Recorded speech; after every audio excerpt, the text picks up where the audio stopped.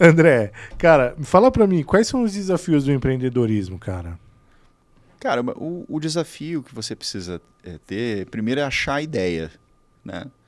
Acho que a ideia, ela, de novo, é aquela tomada de decisão. Você precisa tomar uma decisão, você precisa fazer um estudo, um planejamento, entender a dor de alguém, né?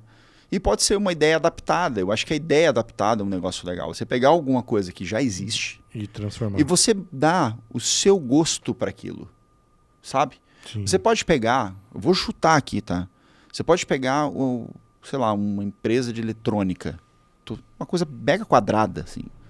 Mas se você fizer alguma coisa diferente, se você der um atendimento diferente, se você estudar o que o concorrente faz, se você perceber algumas coisas que eles cometem de erro, você pode colocar o mesmo negócio.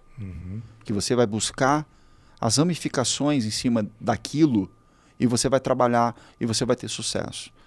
Então, eu acho que o desafio primeiro é você entender, mapear a região de atuação que você quer. O que você precisa, quem você precisa resolver o problema. Entender, quando você fala de marketing, entender a persona. Você precisa entender quem é o teu cliente.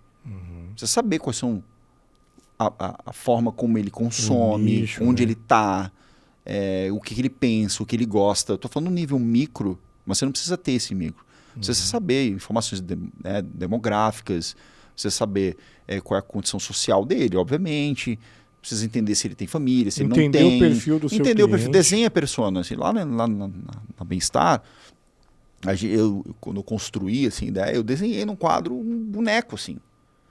E eu comecei a fazer pesquisa de clusterizar. Assim, tipo, cara, eu vou atender um público classe A com perfil de 25 a 45 anos, com um poder aquisitivo que mora nas regiões X, Y, Z, e fui desenhando. Ele normalmente gosta, através de pesquisa, gosta de ir no shopping center, gosta de comprar tal tipo de produto, né? Ele gosta de ver. E, cara, isso tem essas informações, você tem acesso, a internet te dá essa possibilidade hoje. Você desenha, então você pode ter 3 tipos de personas diferentes e você vai começar a entender a cabeça dele, cara. Marketing é isso, né? E aí você desenha esse pacote todo e você consegue, dentro de um planejamento, desenhando um produto ou um serviço bem feito, oferecer dentro dessas necessidades coisas que essa persona precisa. Então, eu diria assim, e ter essa vontade de execução. Sim. Cara, isso é uma coisa importante. Esse é um dos maiores desafios? Porque tem muita gente que está em empresa privada que é muito bom de lero-lero. Ficar atrás do notebook. Cara, eu tive gestor que falava o seguinte: André, tu não precisa executar, tu precisa mostrar que tu está produzindo, criando. Cara, então eu ia lá com 10 projetos, cara, às vezes dava... Ele, ok, legal, vamos lá. Porque o teu papel era ficar gerando conteúdo, seja lá qual for. Né? Então, e aí, cara, isso é uma coisa desgastante. Sim. Isso para todo mundo. Isso, exato. Então, tu precisa, isso te acostuma. Então, quando você é empreendedor, você tem que ter um poder de execução. Você tem que fazer o negócio e resolver o problema, não ficar apagando incêndio.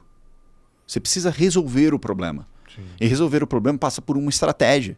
Você mapeia a estratégia, você resolve aquele problema, porque você é um resolutor de problemas. Sim. No fundo, né, você acaba ganhando dinheiro para resolver problema.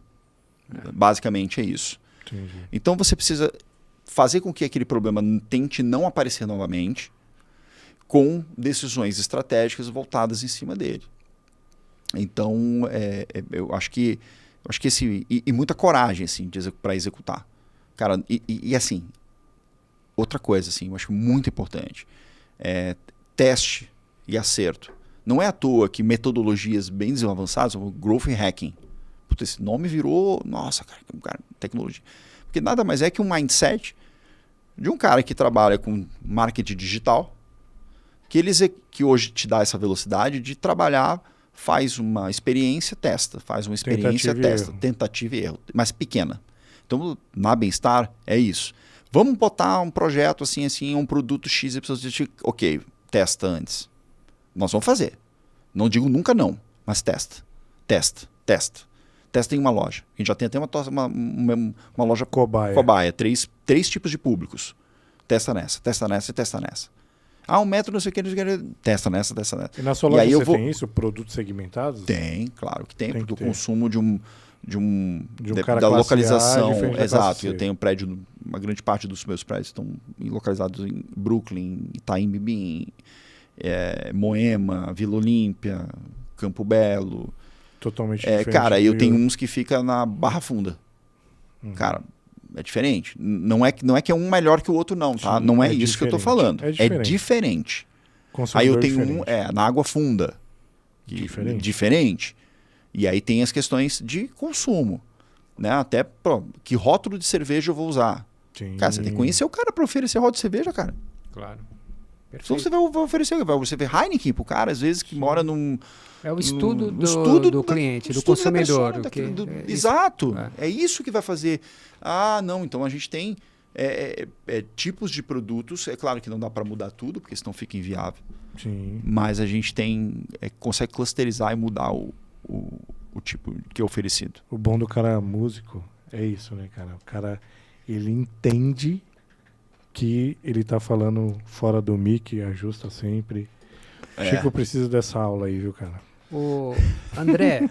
O microfone é companheiro. O Thiago é técnico de som também.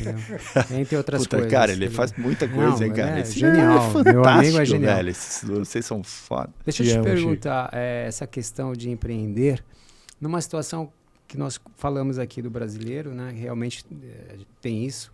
Mas há momentos, né? Porque a pessoa está no trabalho insatisfeita com o salário, com a vida dela ali. Às vezes não é nem só o salário, é um ambiente também que a gente conhece do mundo corporativo que é sofrido muitas vezes. Tá de saco cheio ali, né? Acho que a gente toma bolada nas costas. Muita coisa puxada de tapete, aquela coisa que a gente sabe. Chefes inseguros, que é a pior coisa do mundo. Tá? Desculpa, você que é inseguro. Desculpa, chefe inseguro que eu tive. Chefe inseguro, você não sabe o que o seu funcionário sofre. Ou então tem aquele também que tem grana, não sabe o que fazer, pretende, às vezes já está numa idade que a gente estava até conversando de 40 anos, já é difícil o mercado de trabalho. Perfeito. Qual é esse sentimento que você fala sobre isso? Ou pensa? Cara, eu acho que os momentos eles são diversos, né? Você vai ter, como você citou, assim, você tem aquele cara que está no mercado de trabalho de saco cheio e ele já está amadurecendo a ideia, que é o meu caso, assim, está amadurecendo a ideia. E de certa forma o mercado ele te machuca um pouco. Essas políticas, esses modelos de startup agora, eu vi falando de mim mesmo, né? É um modelo muito ágil. Não é à toa que essas metodologias ágeis aí de novo, né? Falando sobre coisas que acontecem, que precisam... Ele nada mais é do que você tentar resolver o problema em tempo recorde. Cara, é muito bom, mas ele tem um preço. Tem sequelas. As pessoas trabalham incessantemente. Como eu passei por startup, né, banco digital, e que são muito competitivos, né?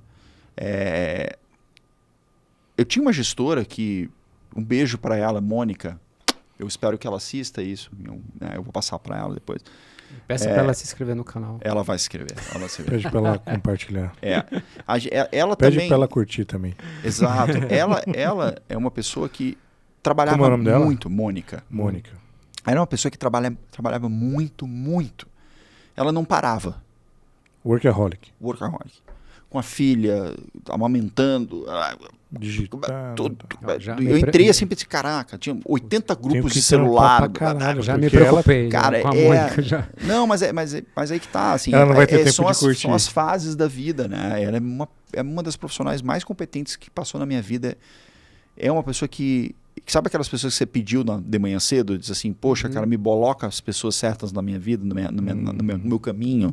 Ela é o meu anjo que apareceu na minha vida, assim, porque ela foi uma das pessoas que fez assim para mim, para o meu negócio hoje. Ela falou, André, te liga nisso. Olha só, que coisa. E aí a gente parou, porque o projeto inicial era meu e dela. E a gente começou, ela, minha gestora e eu, e a gente começou a pensar, justamente porque nós estávamos naquele ambiente, num ambiente que um pouco complexo, assim, sabe? Desgastante. É desgastante. Então, tudo isso tem um preço. Então, quando você tem essa... Você pensa, cara, eu preciso pensar e achar alternativas que me dê o velho e bom propósito de vida. Porque eu não vou passar por essa existência, meu amigo, sem trabalhando que nem o meu pai trabalhou.